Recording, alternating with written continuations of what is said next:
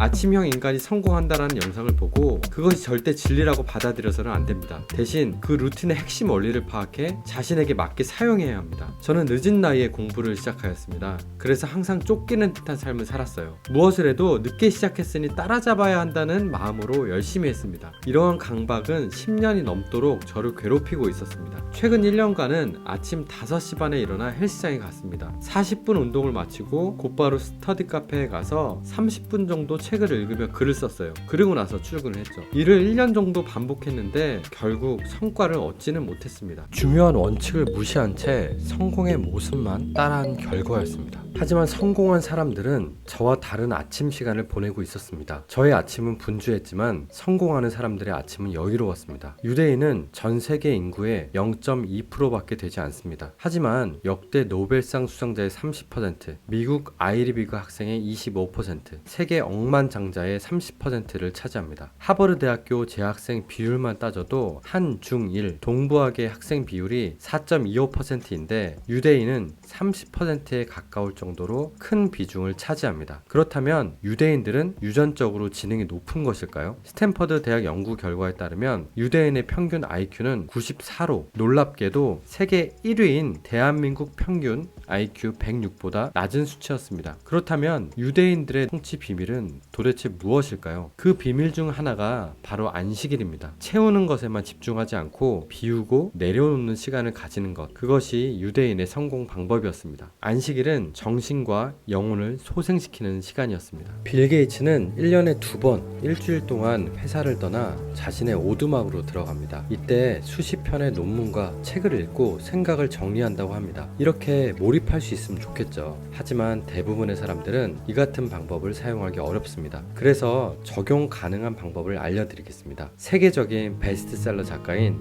토니 슈워츠는 하루 4시간 30분만 일하지만 6개월 동안 신간을 2권이나 집필할 정도로 일의 효율이 높습니다. 하지만 처음에는 지금처럼 시간 대비 성과가 좋지 않았습니다. 매일 아침 7시에서 저녁 7시까지 쉬지 않고 책상에 앉아서 글을 썼습니다. 일하는 도중에 전화나 다른 일정들로 글쓰기 작업이 끊겼지만 계속해서 글을 쓰고 또 썼습니다. 어차피 별다른 수가 없었기 때문에 계속 그렇게 꾸역꾸역 글을 쓰면 잘 될 거라고 생각했다고 합니다. 이렇게 효율성이 떨어진 상태로 생각을 쥐어짜면서 글을 쓰다가 결국 아무것도 못하는 상황이 되었습니다. 그러자 두려움이 찾아왔습니다. 토니는 이를 피해 무작정 나가서 밖을 걸었습니다. 따뜻한 햇살을 보면서 글쓰기에 대한 부담을 잊어버린 채 충분히 걷다가 들어왔습니다. 그리고 집에 돌아와 깊은 잠에 들었습니다. 다음날 놀라운 일이 생겼습니다. 절대 쓸 수 없다고 생각했던 글을 아주 편안하게 쓰고 있는 자신을 발견하게 되었습니다. 이때 깨달았습니다. 휴식으로 에너지가 충전되어야 글쓰기가 가능하구나. 이후 토니는 우리 몸이 90분을 주기로 상승과 하강을 반복하는 생체 리듬이 있다는 것을 알게 되었습니다. 그 후에 자신의 글쓰기 패턴을 이 리듬에 맞게 바꾸었습니다. 매일 아침 7시에 책상에 앉습니다. 하지만 전과 다르게 하루 12시간을 글 쓰는 데에만 시간을 쓰지 않았습니다. 생체 리듬에 따라 정확하게 90분씩 하루 3번 글을 쓰기 시작하였습니다. 이렇게 바꾼 하루 루틴의 힘은 엄청났습니다. 하루 12시간을 보내면서 생각을 쥐어 짜냈었는데 이때는 책 한 권 쓰는데 최소 1년이 걸렸습니다. 하지만 이 간헐적 몰입 시스템을 사용한 뒤에는 6개월 동안 책 2권을 쓸 수 있었습니다. 사용하는 시간은 60%가 줄었고 성과는 4배가 늘어난 것입니다. 이 방법의 원리는 아주 간단합니다. 90분의 생체 리듬을 활용해서 1시간 반씩 하루 3번 몰입하는 것입니다. 빌 게이츠의 생각 주간 한 2주 정도 되는 시간보다는 훨씬 더 짧은 시간이라 현실적인 방법이겠죠. 하지만 이 또한 직장을 다니는 사람들이 하루 3번이나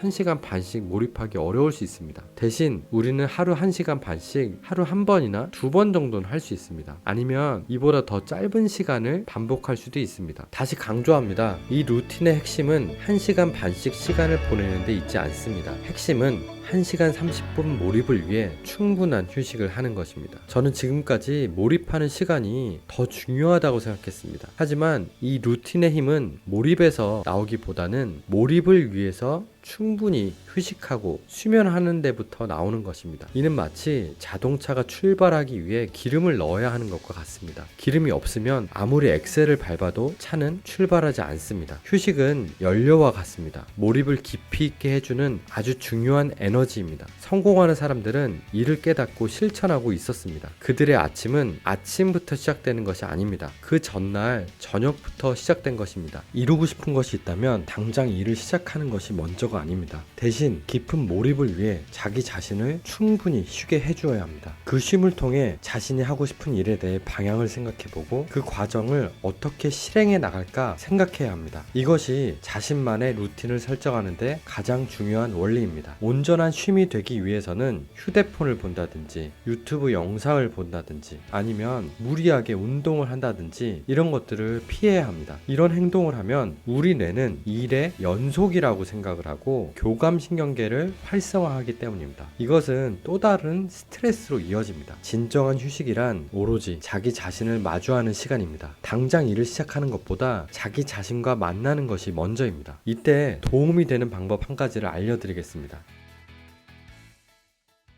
바로 글쓰기입니다. 글쓰기를 하는 데 있어서 노트북이나 태블릿을 사용하지 않아야 합니다. 펜을 들고 종이에 자신의 생각을 적습니다. 자신의 생각을 적으면서 이런 생각이 들 수 있어요. 이렇게 적어도 될까? 너무 이상한 얘기 아니야? 라고 생각할 수도 있습니다. 저도 처음에 그랬어요. 이런 것은 굉장히 자연스러운 과정입니다. 고민하는 시간을 부담스러워하지 마시고요. 대신에 글을 쓰는데 시간을 더 많이 할애하시는 게 좋습니다. 쓰다 보면은 처음에는 이제 타자를 치는 게 익숙하다 보니까 타자 치는 게 훨씬 더 빠르고 더 많은 아웃풋을 낼 수 있다고 잘못 생각하는 경우가 있습니다. 하지만 글을 펜으로 종이에 쓰다 보면은 느껴지는 게 있어요. 한 단어 한 단어 쓰면서 다음 문장을 깊이 있게 고민한다는 것입니다. 타자로 치는 것보다 시간이 더 들다 보니까 우리 뇌가 더 깊이 있게 생각할 시간을 갖습니다. 그래서 글의 깊이가 생기는 거예요. 계획했던 일들을 글을 통해서 시각화를 한번 해보세요. 그렇게 해서 정리하면 목표가 더욱더 명료해지는 효과가 있습니다. 무언가 이루고 싶다고 해서